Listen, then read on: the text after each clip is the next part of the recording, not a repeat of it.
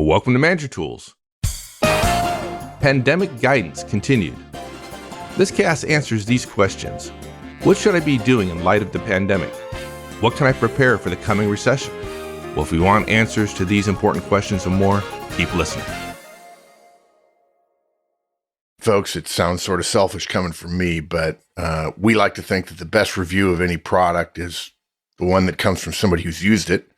My new book is out, The Effective Hiring Manager, and it's out on audiobook now. And in this particular case, I narrated it myself, which wasn't as bad as I thought it would be. And one of our reviewers has shared with us the definitive guide to interviewing. People tell me often hiring is from the gut, not if you read this book. I have followed the guidelines from this book, and it has dramatically improved my hiring effectiveness. So glad I purchased it. You can read more and longer reviews on Amazon and then buy the book. We'd encourage you to do that, particularly if you're hiring. And once the recession goes away, a lot of us will be hiring again. Another reviewer pointed out, many will say, I rarely get to hire somebody, so why should I hire this book? And of course, that's a great reason to buy it, because exactly the reason that you do it so frequently, you're never going to get good at it. And yet hiring is probably the most important long-term strategic value managers add to their organizations. So The Effective Hiring Manager, available now in audiobook. All right, Mark, we're going to continue our guidance around managing in the time of COVID-19, which, to put it mildly, can be challenging. Yeah. And I think what we have going on right now for professionals in general and specifically for managers is a focus on the virus and then a focus on governmental responses. And unfortunately, as a manager, if you think a little bit about it, you have to assume there's going to be some economic impacts. All you have to do, at least at the beginning, is to look at the stock market, which is, of course, valuations about the future. We talked last week about video one-on-ones and how important relationships were and how distance made a difference. But now we've got to go even bigger and broader and really step slightly out of our lane, in the sense that Manager Tools is not one to talk about the economy a great deal other than to respond to it. But we feel pretty strongly that we can't avoid a recession. And so that's part of what this cast is about. So I would be very happy if we were wrong. Yeah. Gosh, but there's nothing wrong with preparing for difficult times. And then when they don't happen, you're well prepared to take advantage. It's always good to have capital at the bottom of the market. And capital, when it comes to individuals, is cash. So number one in our outline, prepare for a serious recession. Number two, as a manager, you've got to slash unproductive work.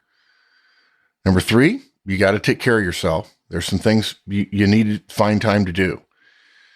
And number four, steel cage deathmatch preparations. We mentioned it last week. I wanted to talk about it a little bit more this week. And then we've been getting all kinds of ideas and having a robust conversation with people over the last week or so about managing people at a distance. And we have some additional recommendations about how to do that. Okay, Mark, so let's talk about the elephant in the room, a serious recession. If you're a professional manager, regardless of what your executives have told you, you got to be thinking about this. Yeah, I mean, and I think most of us aren't. With the conversations I've been having with people, it's clear there are managers who know it, and these are managers with a lot of experience, and a lot of managers who don't. So our guidance is simple. Basically, managers are supposed to look up from our day-to-day, the life we lead in the tasks. And so many of us get so much satisfaction out of accomplishing daily tasks that we forget that only individual contributors should be thinking about day-to-day. Only your individual contributors should be thinking about their tasks that are due today. While our executives are supposed to be thinking a year out, and maybe senior executives 2 to 5 years out, we managers should have a sense of the next 2 to 3 to maybe even 5 months, depending upon your role. The higher you go, the further out you're supposed to look. And so we took a look 5 months into the future and said, this is not good. There's a great scene in Margin Call. The the movie several years ago. It's a Romana Clef about an investment bank facing a serious business disruption. There's a particularly famous scene. The CEO helicopters into the Manhattan offices and he learns what's happening. And he tells the group that his role could be described as he's supposed to read the market as music playing. And he says, well, the quote is, well, let me tell you something. Do you want to know why I'm sitting here in this chair with you all, why I get the big bucks, so to speak? I'm here for one reason and one reason only. I'm here to guess what the music is going to do a week, month, a year from now. That's it, nothing more. And I'm afraid, standing here tonight, that I don't hear a thing, just silence. He's realized that whatever plans they had have completely been blown out of the window. And I think that's an apt analogy for what's going to happen to the economy in the next year. We at Manager Tools believe, folks, that the focus on the coronavirus, which is legitimate, and then governmental responses to it, such as shelter in place and lockdown and all the words that people have been using over the last few weeks. And then, of course, the health of our own health and then the health of our families and our extended families have made it easy for so many of us as individuals and as managers to miss what is coming 2, 3, 5 months into the future. Once this crisis and our present focus is lifted. And that is a significant and deep economic recession, which will cost millions and millions and millions of jobs.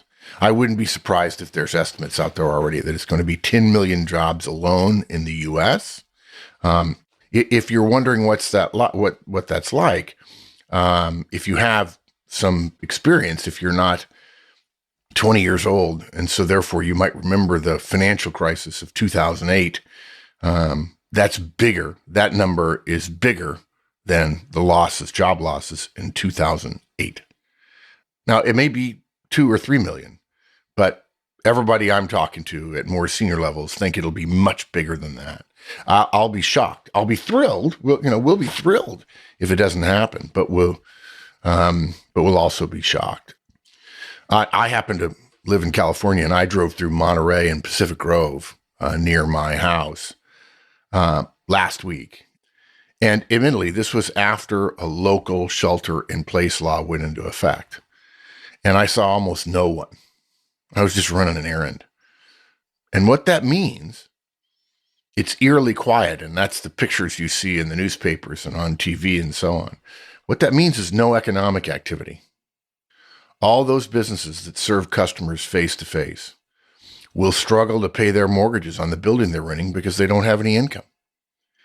If a landlord, let's take it to the next level. If a landlord has just stretched herself in terms of the economy's been booming, I'm going to take a risk, I'm going to take on some debt, and I'm going to try another venture. She now needs that rent income to service new debt. And if she doesn't get the rent income because there wasn't economic activity, she could lose both the existing buildings and the new venture. Both. And the rents on that building from the new landlord probably go up. And by the way, that was before California. I mean, things are changing so fast, right? That was before California enacted a statewide shelter-in-place law, which means every place in California is like that.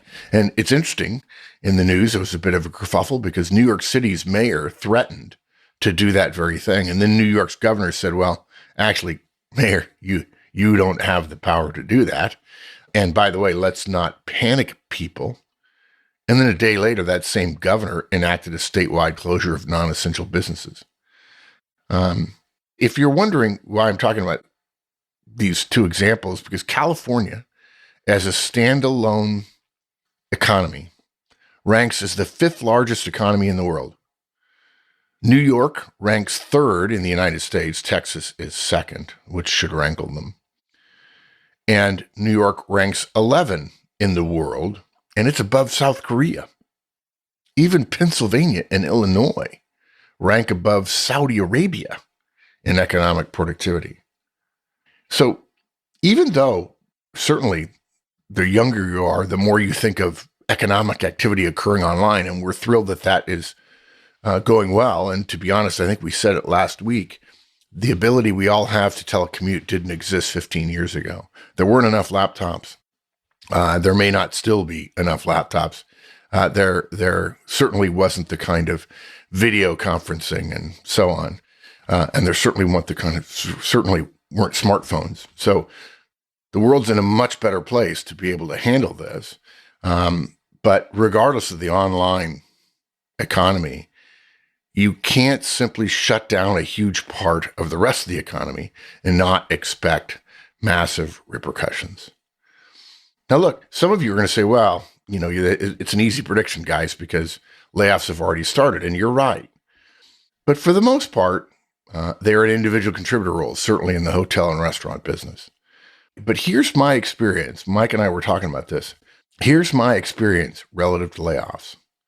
There are plenty of us, listeners, you guys out there, who haven't had one in your firm yet. You're aware that things are going to be tough, but you haven't had a layoff yet. It's been our experience in working with managers for nearly 30 years that if your firm isn't laying anyone off, people in that firm are a lot less likely to be sensitive to other firms' layoff activities, unless they're a vendor or a customer. And you might think, well, I'm okay for now. But look, it may be happening already. Executives at the top of your firm can't talk openly about what that revenue projection they've just changed means in terms of layoffs until they come up with some sort of plan. They're not going to mention that internally. And so if you're a first or second or even a third level manager, the talks could be happening right now, even though it hasn't been announced, and you wouldn't know it.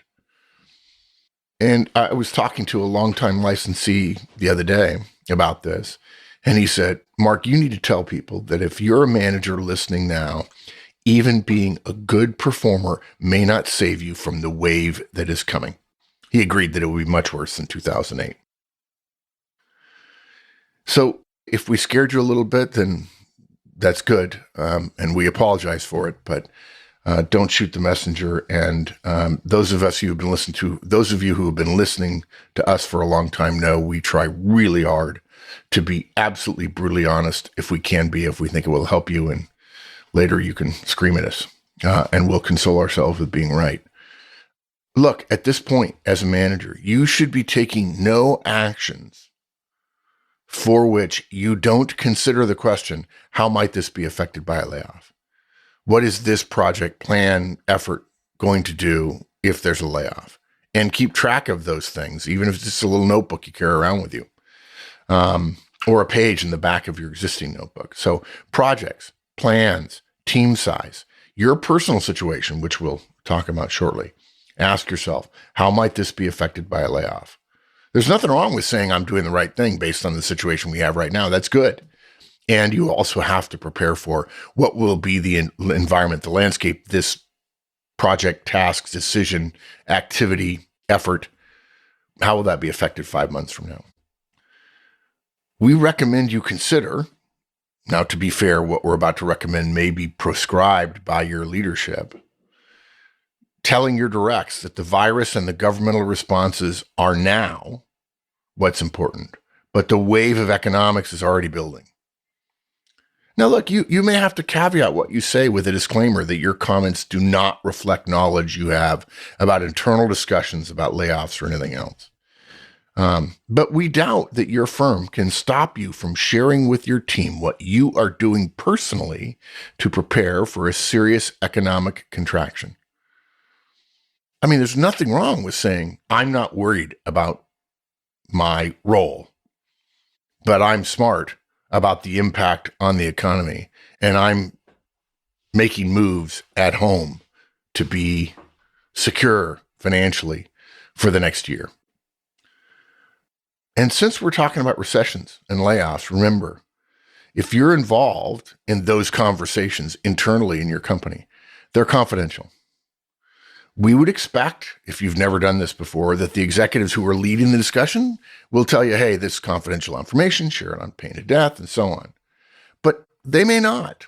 They may assume that everybody's been in the room before and everybody knows. Surely you know. I mean, although it's a good general rule to remember that sometimes the things that go without saying need to be said sometimes. But they may make a reasonable assumption that you would know. Surely you wouldn't talk about this outside this room. Yeah, that puts people in a difficult position sometimes. Managers who get asked by their directs what's going on. What do they do then? Oh, yeah, we've had previous guidance about this. We get asked this question all the time. It's easy. If one of your directs asks you in any way, shape, or form, you say, even if I did know it, I wouldn't share it. Full stop. And then they persist? Yeah, you just repeat yourself. You say the exact same thing again. And, this is funny. I had a conversation with somebody recently, and they asked me a question that, I have a saying that you're entitled to an honest answer to any question you ask me, as long as you're entitled to an answer. Meaning, there are some things you don't get to ask me about. There's parts of, maybe my married life or, something like that. But you have no obligation, to share or to feel inveigled or whined at, it really helped me. And I thought we were friends kind of thing. You have no obligation to share anything. So what happened was this person asked me the question a different way the second time, and I said the answer a second time. He says, I know, I heard you that first time. And I said, you're missing the point. Culturally, in the world, when you ask the same question a different way, and the person answers with the exact same words the second time. And by the way, guys, you don't have to be rude when you use the tone. You use the same tone. That's a clue. The person is asking something that you're not going to share. And usually it's because they don't have the right to know. And rights and privileges and responsibilities are based on roles, and they're asking something they shouldn't be asking.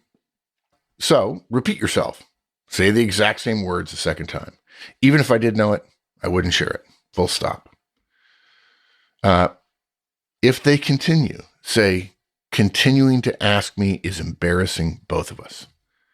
And guys, you might think, ooh, that's going to pinch them a little bit. You're right. It probably is. They might get their feelings hurt a little bit.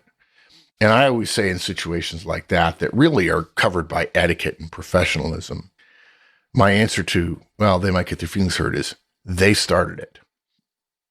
It's inappropriate of them to ask. It puts you in a situation where you have to decide between the commitments and the integrity that you shared with one group and the relationship you have with another. And if they were a true friend, they wouldn't put you in that position. If they truly respected and admired and liked you, they wouldn't put you in that situation. And if you feel pressure when they're asking the question over and over again, and then you start interpreting, implying certain things, hinting, hedging, guys, don't do that. Yeah. And of course, this is a reminder of our previous guidance that's important. A manager can't be friends with her directs.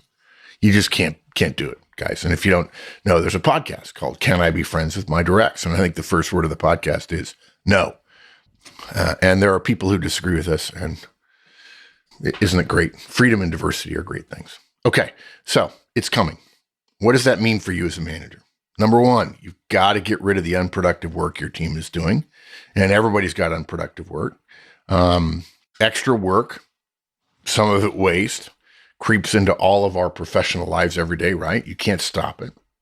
Unproductive work is a cost because it doesn't produce profitability, but we have to pay for it. So it's a cost without a benefit. That's not profitable. What does Peter Drucker tell us about costs? You do not control costs. You cut costs. How do you do it? I say costs, and then immediately I'm thinking, okay, you're asking me, how do I cut costs? Well, that's easy. You just cut them. So how do we get rid of unproductive? Yeah, I say that as a joke because, we should tell them, folks, we have a podcast called Race Don't Chase. We've been getting probably more email about that podcast than in terms of the time right now, March 2020, than I ever have about a particular cast. Oh, it's a must listen. Yeah. If you're a licensee, then go get the show notes and read it in like 10 minutes. But dudes, you got to listen to that cast. And Manager Tools just went through a race, don't chase exercise here in our company in the middle of March 2020 to cut costs faster than our revenue will be affected, so we can be close to profitable even during the downturn. That's called Race, Don't Chase.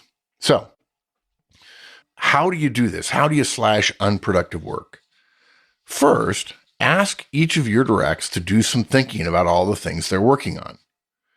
And look, if you've done this recently for some reason, you can use their previous work and ask them maybe just to modify it, okay? Ask them to work up a list of their regular work, special projects, efforts that they may not be working on right now, waiting on others' inputs for action and so on, okay? And you're essentially wanting to know how they spend their time. Now, a key caveat to this. If you manage individual contributors, and many of you do, they're going to react with some fear to this, particularly in light of if they look up from the day to day and think 3 months from now, wow, there's a recession, companies, because they know this is what managers do before a layoff. And they're right. And all you can do is tell them, I'm doing this for us to be productive, nothing more. I'm not keeping track of what you're doing. I have no plans to share this with anybody. I don't want anybody here working on anything we might look back on and not see any value in. While at the same time, while we're working on this unproductive stuff, regretting that more important stuff wasn't getting done. Now, that's for individual contributors, so they're going to be fearful. But if you supervise managers after you've asked this, you can probably tell them, do a review of all your stuff and cut out the stuff that's waste. Okay? They can make their own calls. They can tell their people what to stop working on in favor of putting time into things that deliver value, perhaps even immediate value. Now, I'm not saying they wouldn't give you their list, but you're going to say, okay, do the analysis, send me your list, and you make a decision, okay? On the other hand, if you supervise individual contributors, after you ask them to bring you a list of recommended cuts, based on their estimation of value, you're the one that makes the cuts. Now, look, this isn't because we don't trust folks. Look, we clearly trust them. We're accepting their list. But it's for their own protection. If you make the call and someone goes down to one of your directs and says, where's my stuff? You used to do X, you're not doing anymore. They can refer that person to you. Their question comes to you. And now there's a completely different role scenario going on here.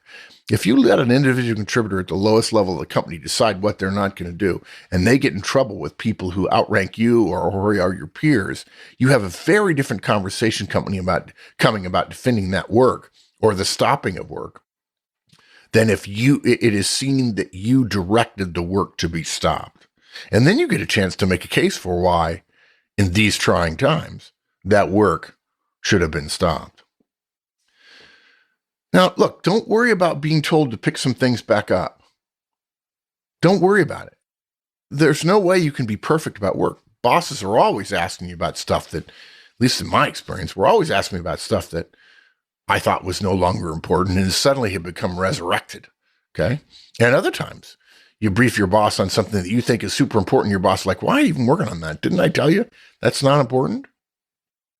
It's far better to err on the side of value and productivity than lose productivity on work that won't make a difference in the near term. Now, look, there's another piece to this, sort of the second layer learning that happens. Once you get an understanding of what everyone is recommending that they're going to pause or stop doing, you can synthesize it all and perhaps make some cross recommendations depending upon how your team or your managers and their teams are organized. One team that works for you might cut project X, or one individual says, I'm going to stop working on that. Another person who works for you doesn't cut Project X. They have a different estimation of how important Project X is. But both work's required, right? So Yeah, that's a exactly. problem. If one of them does it and the other one doesn't, the first guy's work that was done is worthless, right?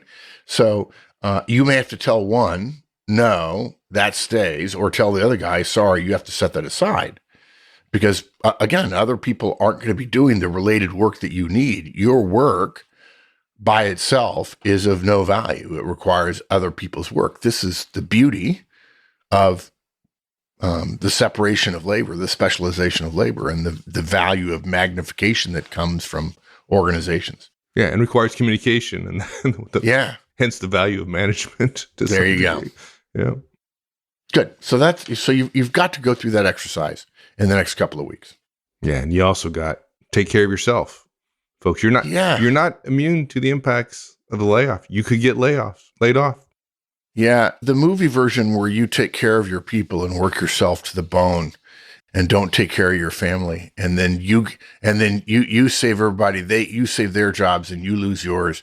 The hero, that's not a movie that needs to play. There's something to be said for taking care of your team, but that doesn't have to come at the expense of your family. Look, you may get laid off in the next coming 6-9 months. Get your resume in order. If you need to do more than just listen to our free podcast guidance, called Your Resume Stinks, by the way, because most resumes we see are horrible here. And let's say, in your personal frugality cutting, which we'll talk about in a different cast, and you can't afford our resume workbook right now, send us an email and we'll loan it to you. Okay. You can pay us back whenever your personal cash flows improve. Okay. We don't want to make money off of you when you're staring some difficult times in the face. And again, we trust you. And hopefully we've earned the right to ask you, if we're going to help you with all these free podcasts and so on, that if you do pay us for work, licensee, show notes, a digital product or whatever, that you don't share that product with other people. Yeah, we're involved in our own race, don't chase here at Manager Tools. Sure. I just mentioned that. Yeah, we're a for-profit corporation as well. Okay, so you got to get your resume together. And there's a right way to do that. Okay, the next thing you got to do is warm up your network. And I'm doing this cause a great disservice because there are probably 30 or 40 podcasts, maybe even 50 or more, about changing jobs, about the documents you need, about how to prepare for interviewing and so on. But for now, this week, you've got to start a project that within a week, your resume will be good to go. And the next thing you need to do is start reaching out to your network now. Say hello to them, ask about their family, ask about their work, about their health, about their employment situation. Offer to help them if you can. Okay. This is not ninja job searching in the future because you're just going to tell them some nice platitudes and then they'll be warmed up when you need them. No, reach out to people that you care about. You high D's and C's, fake it. And you need to do this now so that if you have to look for a job during a downtime, you're not asking for help out of the clear blue sky. If you haven't spoken to someone in a year and then suddenly send them your resume, you're going to get a lot worse reception than if you've just asked after them, you've offered to help, you've touched base, and now is a good time. Right? Now, in times of crisis, people expect to feel connected to other people. They want more connection with other people because human beings know during a crisis, more people, having connection to more people, improves your chances of survival and success. And one other thing that's probably unlikely, but still, if you're a Manager Tools manager and you have opportunities to hire, why not try to look for others in our community? I just got a message, I think a text message from somebody at Apple who says they're hiring Not generally at Apple, but this particular person is hiring. And one of the beauties of being at Apple is the size of their balance sheet makes people feel like if I've just lost my job where I'm working way sooner than I thought, I might want to go to a company that's more financially secure than the one I was at. Next, you've got to pay attention to our personal frugality cast that's coming out in the next couple of days. There are things in your life that cost you money that you can cut today.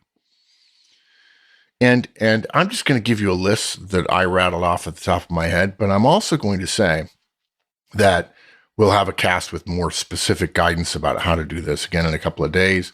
And you might want to turn yourself on to a concept called FIRE, which is Financial Independence, Retire Early. It might seem a little much to you, but the FIRE movement basically believes in cutting expenses enormously and essentially being so frugal for the first 20 years of your adult life that you can retire when you're 45, which you can. The problem with retirement is not how much you make. It's always how much you spend. And a podcast I can recommend is one by a client of ours and a M conference speaker this year in August, Maggie Tucker, called Friends on Fire. I recommend if you're a podcast person and you're interested in tightening the financial belt, Friends on Fire is a good way to go. But look, you could probably get by without Sirius XM radio in your car. My 65 Mustang has an old cheap Delco radio in it. I think it's a Delco. Maybe not. Maybe Delco was only GM. Delco would be an improvement on what you got. Yeah. And I have a steel antenna that means I can't take my car through a car wash. Look, let me tell you something else. No more bottled water. Okay. Water is more expensive than gasoline, and water comes out of your tap. Now, the world changes enormously if suddenly municipal water systems can't guarantee clean water. Frankly, you don't need to buy that many liquids of any kind for most of us. Just drink water all the time. If you got kids, okay. They might need milk or juice. Although kids got by fine without juice. I know, I did. It's certainly a lot cheaper out of the tap. Learn to drink your coffee black. No more lattes. Pack your lunch. It's interesting, by the way. I wonder if anybody noticed. I didn't ask you to take away coffee. That's a personal preference of mine, by the way. That falls into the essential food groups. But coffee's not expensive. As long as you're buying, not Starbucks high-end coffee at the grocery store. No more Starbucks trips. I mean, if you buy a latte, I every once in a while I see a TV show that's set in modern times, and every time they're trying to show the personal lives of people at work that are shown at work in the show, they show them going to work and stopping at their own personal coffee shop with their own personal barista, getting a double whipped, whatever. But that's $4. $4 times 20 is $80 a month. There you go. That's what, $1,000 a year? I mean, would you want to look back and say, yeah, but I had my daily Starbucks? Pack your lunch when you go to work. Food at the grocery store, at least in the US, is fairly cheap. I know some foods have been scarce, but those shortages are going to pass through the system. Couldn't you get by without a gym membership? I've read 1,000 times about changing up your workout to get new gains, right? Don't cut your workout out. Gosh, you need that during this time to stay healthy. Mens sana and corpora sana, a healthy mind and a healthy body. But just stop spending money to do your workout. Stop buying clothes for now.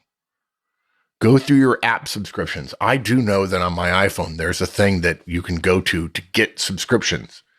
And it shows you all your subscriptions. And I found like 5. I'm like, why am I subscribed to that? And Apple makes it easy. You just say cancel the subscription. And of course, because you're buying it through the Apple store, they'll cancel it. And suddenly you're saving $1, $2, $3, $5 a month. Cut to the bone. No new music for a while. Believe me, the people who sell you music, they'll be fine. Cut your television subscriptions. There are now subscriptions for apps on TV. Except maybe Disney Plus, if you have young kids And don't consider that to be a promotion for Disney. Disney's not a client. And again, more details about that in our Frugality Cast coming up. And guys, I'm not an expert. I'm really not. In fact, I'm not good at this. But I love the fact that I have to talk about it because it reminds me. And my wife and I are doing the same thing here. In addition to Race Don't Chase for the company, my family is doing Race Don't Chase to make sure we're being careful, and we'll be okay for the next year. Okay, so what about next? Okay, so next, this cast just seems like it's got lots of bad stuff in it. I know, that's exactly what I was feeling. But look, you can look away. It's still going to happen. Yeah, it's still going to happen. You might as well see it coming and be prepared. What Mike's talking about is Dan McGuire's famous phrase, steel cage deathmatch. We need to talk about preparation. And we're only going to touch on this briefly for just a couple of minutes because we have an entire podcast dedicated to it, and we're highly recommending you go listen to that podcast. Okay? If you don't know what we mean, a steel cage deathmatch meeting happens when either there are more than enough qualified candidates for a promotion or layoff decisions are being made in your firm. We just re-released this cast in the last 10 days as part of our coronavirus COVID pandemic guidance. So it should be easy for you to find if you have a chronological list of the podcast. But look, key points. Preparation is key for those meetings. You have to be prepared. If you go in unprepared, someone else will already have pre-wired their candidate to all of the people. And by the way, if you don't know what pre-wire is, there's a podcast for that too. You have to have results that your directs delivered at the ready. You have to think about them and their relationships to determine who you're going to try to persuade about who stays and who goes on your team. And ideally, you'll have prepared baseball cards made up on everybody who works for you, who's going to be discussed in the steel cage deathmatch meeting. If you don't know what a baseball card is, then we've mentioned it many, many times over the years in the cast, but we don't want to reinvent the wheel here. So that's in the steel cage deathmatch meeting podcast. Yeah. Go listen, folks.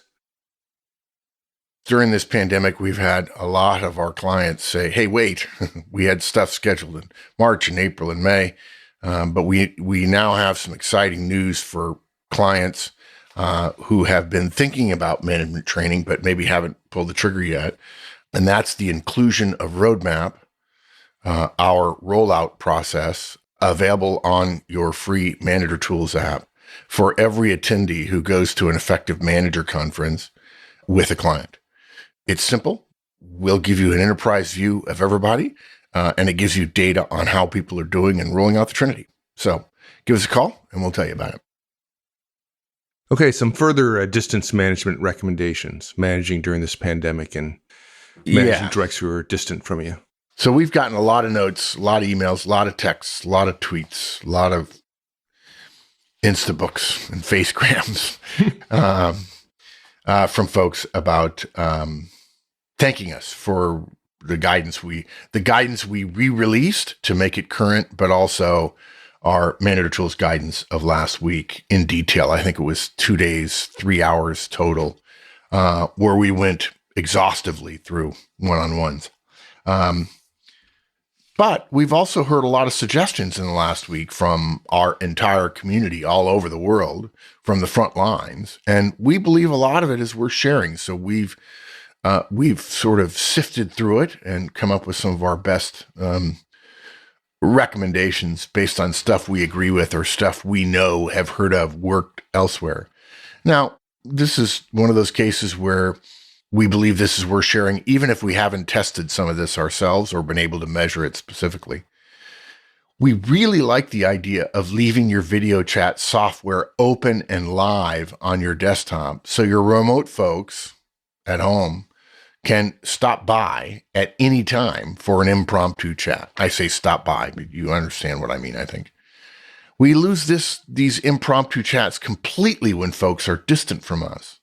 We probably all underestimate how much communication and even work tends to get done during these short ad hoc discussions. Some managers feel that it's so important to have ad hoc discussions. They believe that's how they manage, and they refuse to do one-on-ones because of it. So clearly, these impromptu ad hoc meetings, hallway meetings, chit chats, and so on are important. And look, it doesn't take the place of one-on-ones, but they're useful for maintaining relationships, and that's good. Look, when you start a video meeting, be there early. Welcome folks when they come in. Chat with them the way you would walking into an actual meeting room. But please, probably the young people don't know this, but the more experienced people know this. It used to be on teleconferences when people would come in, there would be a beep or a noise, and then somebody'd say, Kathy's here, or Mike's here, or Matt's here, or whatever. Please tell folks not to introduce themselves the way they used to on teleconferences. It's video. We saw your window. Come up. We know it's you.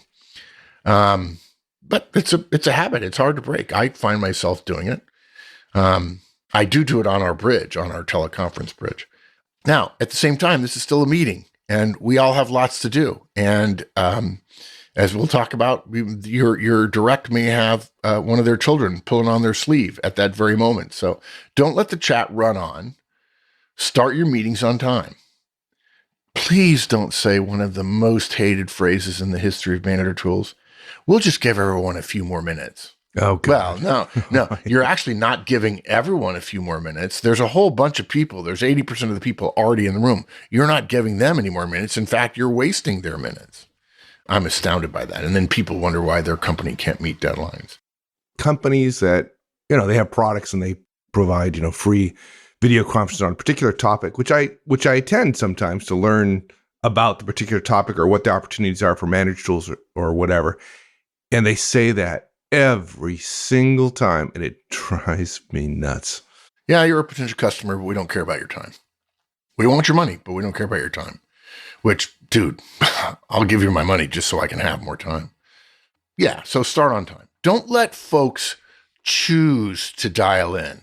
There's a dial-in number with most video chat software. Now, sure, there are rare situations. Somebody's pulled over on the side of the road for an impromptu meeting or an emergency meeting or something like that. But a lot of the tendency of folks to choose that goes away if you insist on people getting on video. It is not an invasion of people's privacy to say, I want you on video for this meeting on the laptop that we bought for you that has video camera and video software installed by the company IT folks. Sorry. You got nowhere to hide. Yeah, we can't do that though, because during this time where telecommuting, et cetera, kids are now stuck at home with their parents, and so kids interrupt. Yeah. And so they're running around the background. It just totally destroys the meeting. I got to tell you, I something got lost in the translation for me. I was reading these stories.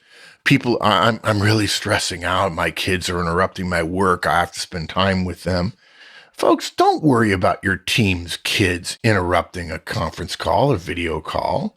You're not live on television being interviewed about international affairs. It's supposed to be in your locked office. That's actually a reference to an event that occurred where somebody's kids came into the room. Look, your folks have kids. Kids aren't always manageable. Jeez, what would life be like if kids were manageable? If your direct's kids make noise and they need to go check on them, let them go check on them. If the person who has to leave is involved directly in that part of the meeting, look, that's the beauty of having an agenda. Stop what you're doing and tell Robert, hey, Robert, go take care of your son. It's good, man. We're going to move on to the next item. And when you come back, we can pick it up where you left off. Okay. And wouldn't it be good to know your direct's kids' names, for heaven's sakes? I mean, you're on video and they're home. They're trying to do their best work because of shelter in place. And the kid comes in and the first thing you say, who's that? Boy, talk about a divide between you and your direct. Okay, some other thoughts. We've heard a lot about virtual celebrations where everybody can see everybody else on video. We're actually not big fans of offices who sort of force birthday celebrations on folks. The idea that we're a celebratory culture, which really doesn't have that much to do with productivity, other than it's probably negative while everybody's partying. The idea that we're going to make you celebrate when in fact there are people who don't want birthdays, and you're certainly not going to share cake in this particular case unless it's been sanitized. But look, who could argue with everyone being on a call for a minute to sing happy birthday to one of your colleagues' kids? Okay.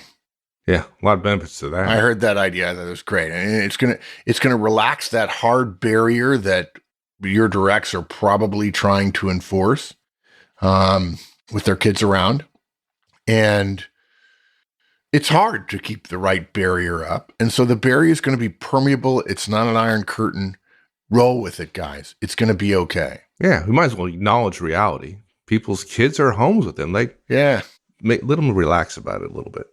Yeah, I'll also say, I don't know, Rhonda and I have 7 kids, and so we've been around the block when it comes to kids. If my kids were home for 2 weeks, I know this is going to brand me a traitor, or somebody's going to send me a link to something that proves my kids aren't going to get into Harvard or Stanford or Yale or something.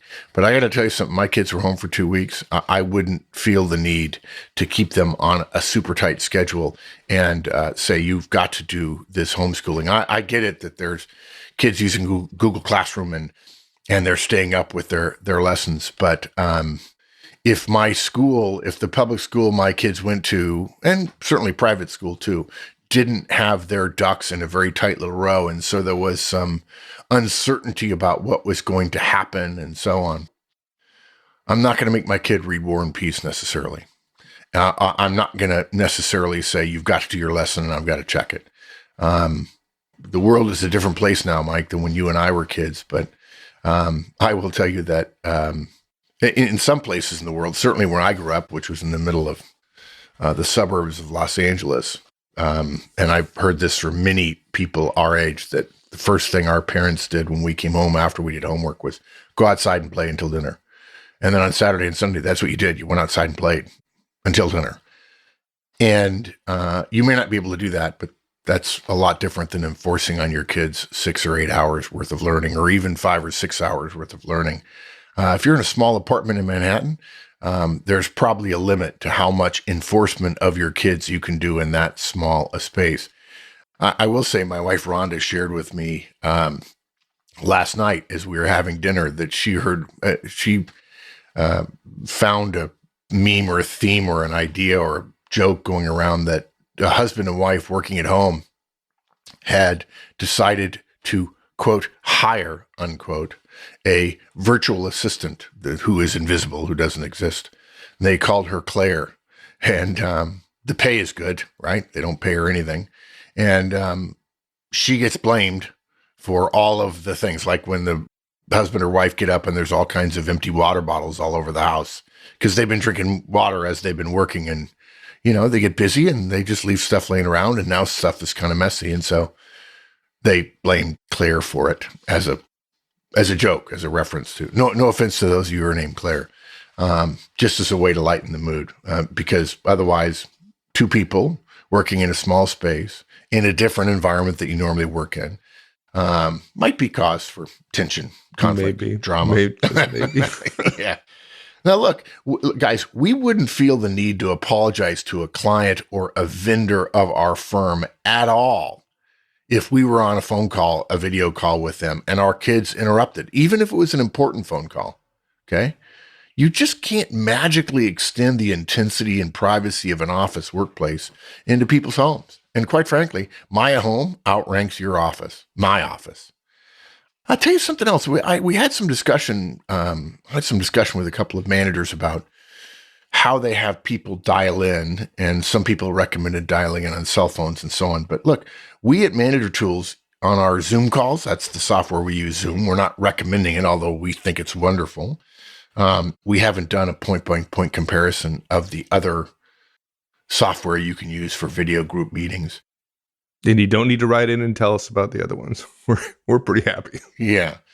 What we all use on the calls is a Jabra, Jabra, wireless headset. I think we got them all from Amazon in the last couple of years. And it's plugged into our computer. And we recommend the one-eared one, particularly, so you can hear your kids out of the other ear. And I know I probably shouldn't say stuff like this, but nobody is probably going to be too worried about how perfect their hair is on a call while they're working from home. So get the one that has a band over the top. Everyone that I've talked to says it's way better than the one that fits over your ear. If you're on the phone the way we are for 5 or 6 hours a day, the one that fits over your ear, cups your ear, or hooks over your ear can be quite painful at the end of the day. And I've had mine on for 5 or 6 or more hours until the battery dies all day. And it's a convenient charging station and so on. And excellent sound as well. That's good. Okay, that's sort of a mundane point to end on, but let me summarize. Guys, a serious economic recession is coming. With everything else that you're doing, and we know you're doing a lot, you've got to enact race, don't chase at work and at home. You've got to cut out work waste, those least productive tasks among your team. You got to start preparing for the steel cage deathmatch meetings. And now as I'm sitting here saying, you got to, I feel like all I'm doing is piling more on you when you've got worries of your own. And for that, I apologize. Hopefully you can do some things to help your video comms be more effective among your team. We're thinking about you. We know times are hard. If we can help, send mail. We'll do our best. Absolutely. Take care of yourself, folks. Take care of your team, and we'll get through this. We'll get through it. Folks, will sign off during these difficult times with a shout out to a longtime licensee and regular correspondent of mine, Will Cuellar in San Antonio, Texas. Will has been a licensee for, I think, within months at the very beginning. He has been to an Effective Hiring Manager conference. I've met him a couple of times. He is always kind and gracious to me, and his questions are interesting because sometimes you face things that our guidance just doesn't cover. He's really, really smart. He's a good friend of mine. Will, thanks for your years and years and years of loyal licensee service. All right, my friend. Thank you. You bet, partner. Keep calm and carry on. So long.